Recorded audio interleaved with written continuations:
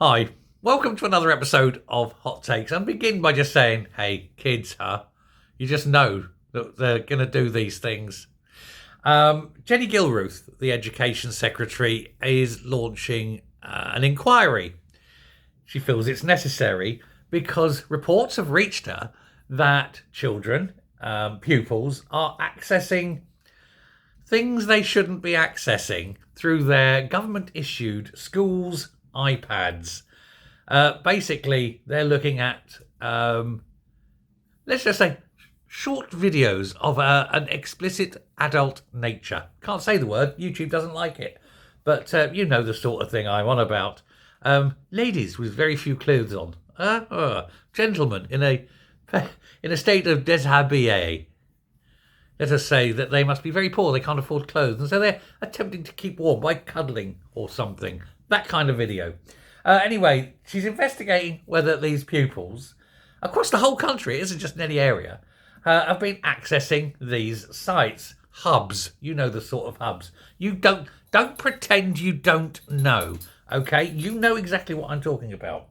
Now, yes, we'll all pretend we don't, but we all do, don't we? So anyway, she's launched this probe after it's been emerging that pupils are accessing these.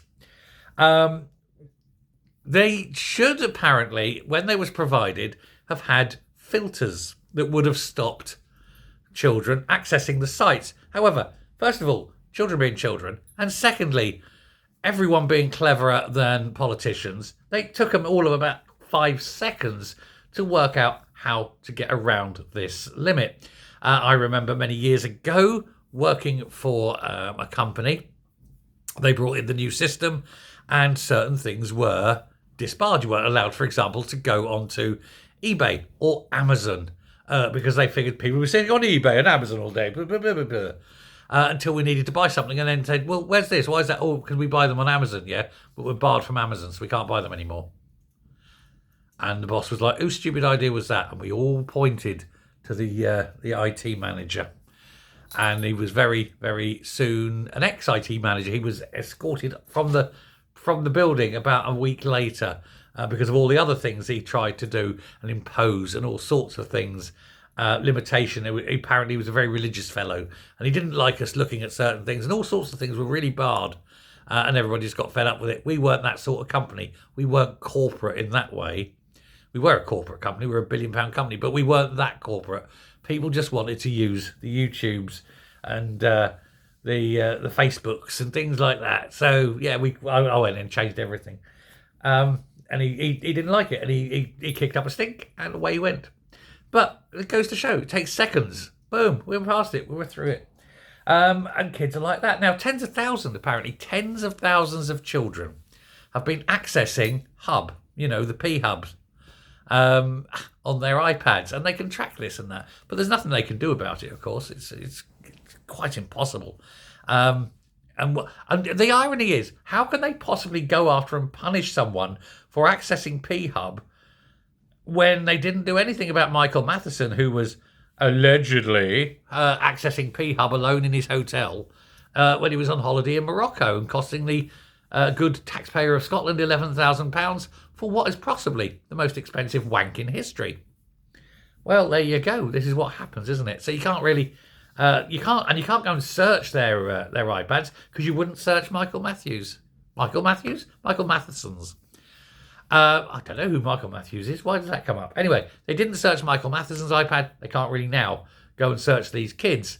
So it's a problem. So I don't know what the inquiry is attempting to sort out. Unless they're looking for tips for the best sites, I suppose. But apparently videos have been discovered by parents. And then the parents have been concerned. The parents are blaming the schools.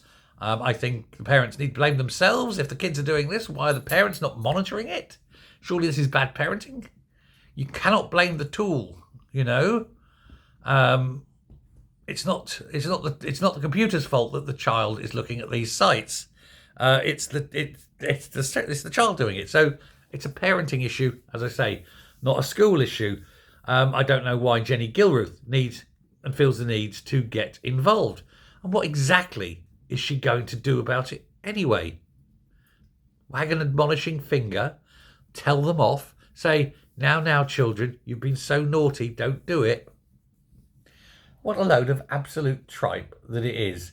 Now, sure, very young children shouldn't be seeing this, but again, parenting issue. And why are they allowing it? Why are these kids at that age being given these 10 and 11-year-olds should not be given iPads? 13, 14, a bit different, bit older, a bit more inquisitive. The hormones are kicking in, etc. But it's far too young, I think, to be giving and allowing children at that age unfettered access to the internet. It is the Wild West out there. Why are the parents sitting in the room with the child, monitoring? Seems odd. It seems like lazy parenting, and they're looking for someone to blame. What do you think?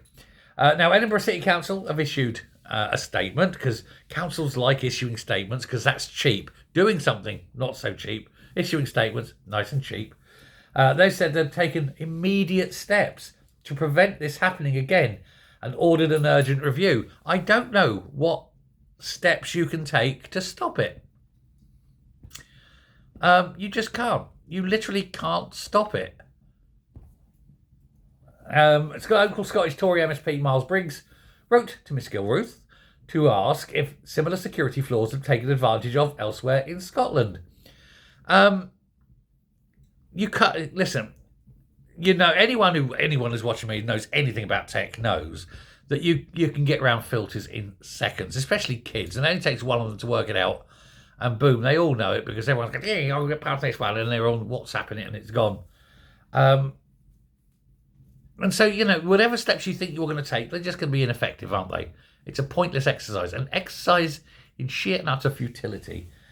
But the local authority had been keen to stress a review of their internet logs, which records every search undertaken and every website visited via school iPads, did not show widespread access to inappropriate content. That's presumably because they've taken other aspects, like they've VPN'd it, they've gone incognito mode, or they've actually just bypassed the monitoring software. None of these things are particularly difficult. So again, it's people who think they know what they're doing, who are so far to the left of the bell curve when it comes to tech, whereas kids are so far to the right of the bell curve when it comes to tech. I said Bellcross. That was the name of the company I worked at for 140 years. A little slip of the tongue. Anyway, Gilruth did not specify how many children had used the devices to access P, but said it was believed that only one had visited an inappropriate page on Wikipedia. And if that's the case, why on earth are you having a very expensive inquiry? Is it because you need to look as though you're doing something? For heaven's sake, woman, grow up. You're not going to stop it. The problem isn't the iPad. The problem is the parent. Thanks very much. Let me know what you think. As always, take care. Bye.